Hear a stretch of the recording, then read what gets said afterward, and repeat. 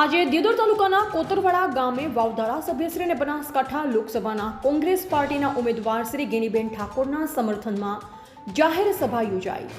ગેનીબેન શ્રીએ શિવશંકર ભગવાનના દર્શન કરી અને સૌ લોકોનું જાહેર ફૂલડા વડે અભિવાદન કર્યું હતું। જો કે વિશેષ બાબત તો એ હતી કે કોતરવાડા ગામ ગેનીબેનનું સસરા પક્ષનું પોતાનું ગામ હોય ત્યારે માન મર્યાદા અને મોભાનું સૂત્રને સાર્થક કરી પરંપરાગત સંસ્કૃતિ મર્યાદા જાળવી સાસરિયામાં પક્ષમાં ઘૂંઘટ કાઢી ગેનીબેન ઠાકોરે વિશાળ જાહેર સભાને સંબોધન કર્યું હતું। આ સભામાં સર્વે સમાજના અગ્રણીઓ મોટી સંખ્યામાં વડીલો યુવાનો જોવા મળ્યા હતા।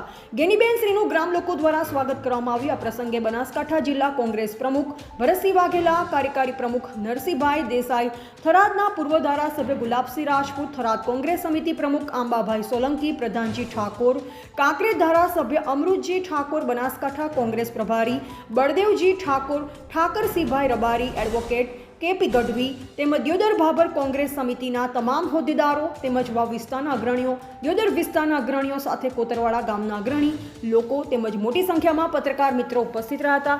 કાર્યક્રમનું સંચાલન લાલાજી ઠાકોર, ડેલિગેટ ધરાધરા અને નરસિંહભાઈ દેસાઈ કર્યું હતું। અહેવાલ પાંચાજી વાઘેલા સાથે ક્રાઇમ પોસ્ટર ન્યૂઝ।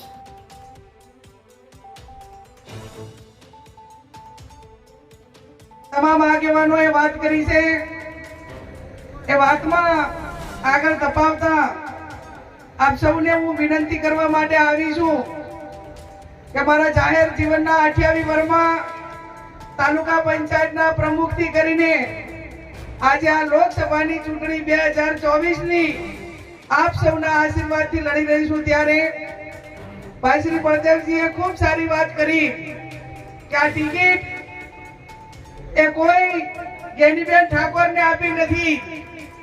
આ ટિકિટ બનાસકાંઠાની 18 આલમ અને ખાસ કરીને બનાસકાંઠા જિલ્લામાં ઠાકોર સમાજ મોટો હોવાથી આજ સુધી આ સમાજને કોઈ પક્ષે ટિકિટ નથી આપી અને કોંગ્રેસ પાર્ટી એની શરૂઆત કરી। 18 આલમ અને ઠાકોર સમાજના ભરોસે કોંગ્રેસ પાર્ટીએ કળશ પસંદગીનો કળશ ઢોળ્યો છે। આપ સૌ વડીલો અહીંયા મોટી સંખ્યામાં આવ્યા છો ત્યારે આ ચૂંટણીમાં બનાસકાંઠાના 1 લાખ મતદારો છે અને નડાબેટથી કરીને અંબાજી સુધીનો વિસ્તાર છે। સામે મશીનરી છે, પૈસા છે, પોલીસ છે, સમાજ સંગઠિત છે, સમાજ રાજકીય રીતે અગ્રેસિવ છે, એ બધું છે।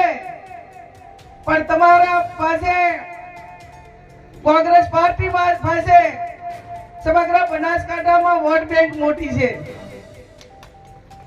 અને વોટ બેંક મોટી હોવાથી એ સરકારનો દુરુપયોગ કે સત્તાનો પોલીસનો દુરુપયોગ કરે।